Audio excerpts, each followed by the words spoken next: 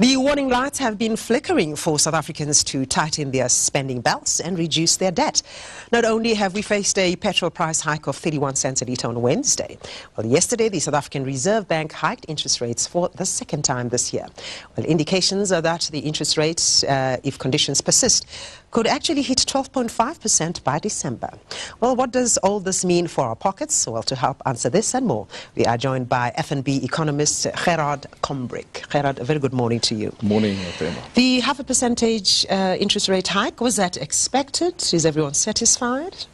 I think the market has generally expected this over time. The Governor of the Reserve Bank, Mr. Mboweni, has for some time already said that consumers should ready themselves for a possible increase in interest rates. And I think generally the market did expect that there would be a hike. How have the markets reacted to it, though? I think generally the market has, as I said, because they have expected this, it's not business as usual. I think there's a tightening of the belts in some instances, and people are looking at ways to potentially help them manage their cash flows better, which we as the financial institutions, particularly at FNB, would like to assist them with.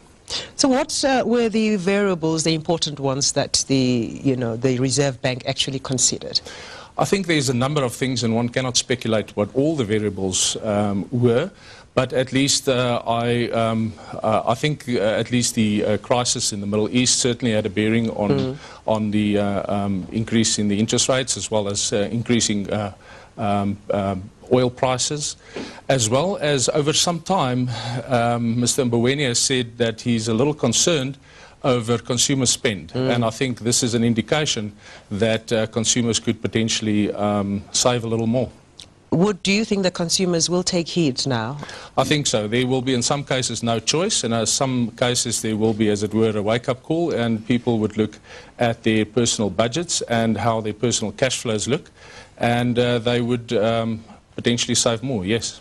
Now, if the Reserve Bank continues to tighten, its belt, so to speak, and increase the interest rates by 0.5%, as it has been doing, for instance, in October, if it does that, and then again later, it would reach the 12.5%. Do you think that is likely, 12.5%? It's difficult to predict what the future will have for us, and I think it would not be right to say that that will definitely be the case. However, the market generally is expecting, and we're hearing in the media reports, and we know that generally the market is expecting further hikes or potential hikes, but it would not be fair to speculate around that. But what does this mean for the men in the streets? What are they supposed to do now, or at least take into consideration in terms of their spending, and more even especially just getting credit? I think what's most important in any scenario is really an understanding of your own financial affairs. And knowing exactly what the cash inflows are on a monthly basis and what the outflows are, understanding your budgets, and that self-discipline really is the most important part of actually managing one's own financial affairs. But financial institutions, FNB in particular, has come about with some innovative products that have really helped consumers in this regard in terms of the monthly spend, or buffering or hedging, if you like, the effect of an interest rate hike. I can mention, for instance, that we have introduced capped interest rates at FNB Private Clients, which really means that should the interest rates go up, that a capped rate would mean that the consumer would not necessarily pay a higher rate. He would have the benefit of rates dropping, but he will not go above a certain ceiling. There are fixed rates that consumers can also fix their interest rates, which again gives them the peace of mind that they will not be spending more than a certain amount, but then again they wouldn't necessarily have the benefit of interest rates dropping. In addition to that, we have what we refer to as the FNB Private Client Structured Facility that helps clients to have their salaries deposited into their accounts, which means really that for the period that salary or there's additional money into the account, the client or the consumer pays interest on the lower balance that his personal debt level is at that point in time.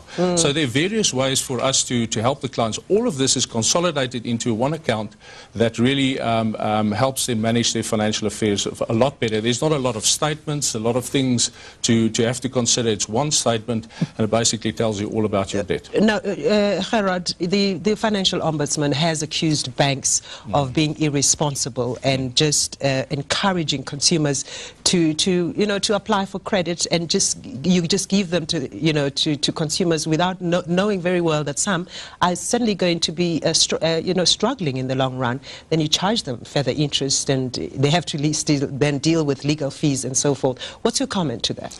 I think it's important that our consumers understand what their personal financial scenario is.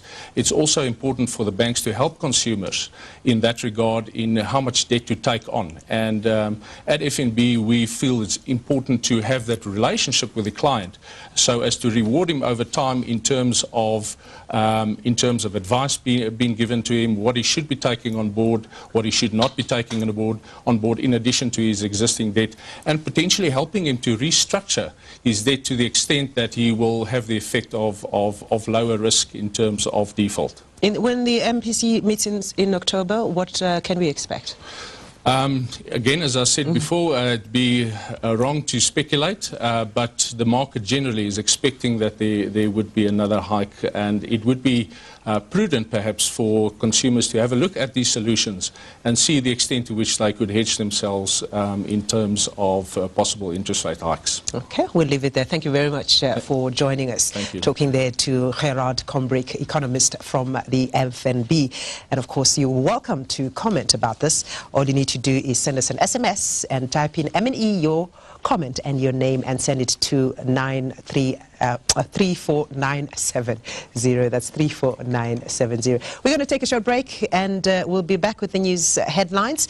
But first, let's take a quick look at our trivia question for today.